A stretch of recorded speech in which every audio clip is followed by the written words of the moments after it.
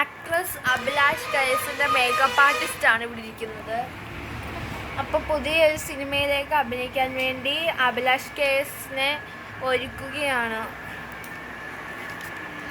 സിനിമയല്ല, സീരിയലിലേക്ക് അഭിനയിപ്പിക്കാൻ പോവാണ്. ചെമ്പനീർ പൂവ് എന്ന് പറയുന്ന സീരിയലിലെ പ്രധാന വേഷം ചെയ്യാൻ വേണ്ടിയിട്ടാണ് ഈ ഒരുക്കുന്നത്. അതിലെ രേവതിയായിട്ട് അഭിനയിക്കാൻ വേണ്ടി ആണ് നമ്മൾ എടുക്കുന്നത്. പെൺകുട്ടികളെ ഒന്നും കിട്ടിയില്ല, അതുകൊണ്ടാണ് ആൺകുട്ടിയായിട്ട് ഒരുക്കി മീശയും താടിയൊക്കെ വടിച്ച് നമ്മൾ കളയും.